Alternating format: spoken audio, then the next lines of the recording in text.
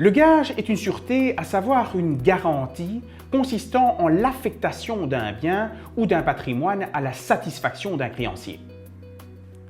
Le gage peut être défini comme étant un contrat par lequel une personne, soit le débiteur, soit un tiers agissant pour le débiteur, remet une chose à une autre personne, soit le créancier, soit un tiers convenu entre les parties, pour garantir la bonne exécution d'une ou de plusieurs obligations. Le gage ne concerne que la remise d'un bien meuble.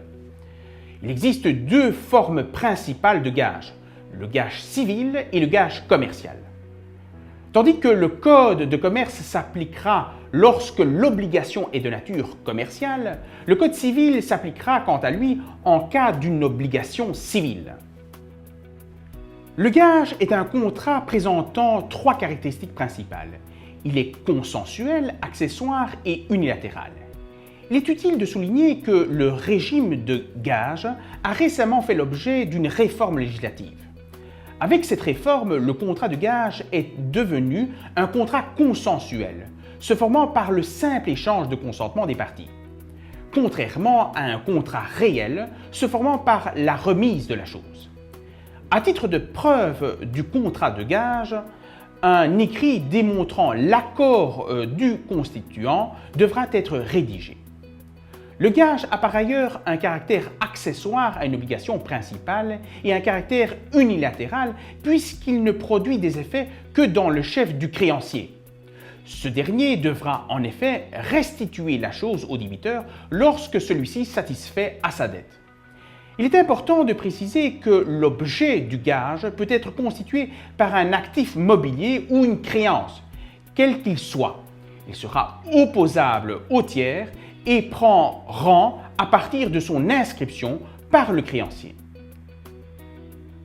La constitution du gage aura des effets distincts avant et après l'exigibilité de la dette principale.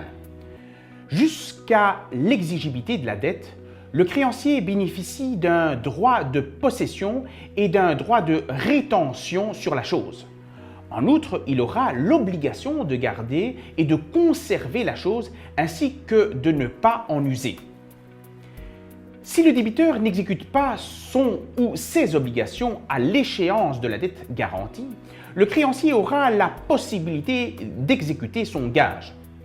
Pour ce faire, il dispose d'une option. Il sera habilité à soit faire vendre le bien, soit en devenir plein propriétaire.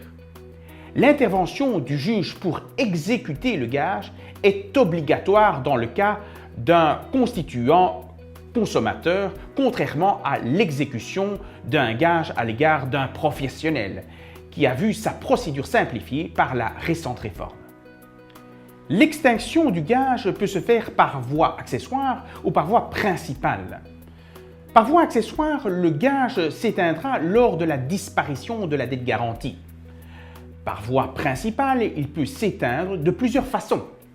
L'annulation du contrat de gage, la disparition de la chose engagée, la déchéance de la sûreté, la restitution du gage en tant que tel ou encore la résiliation du contrat.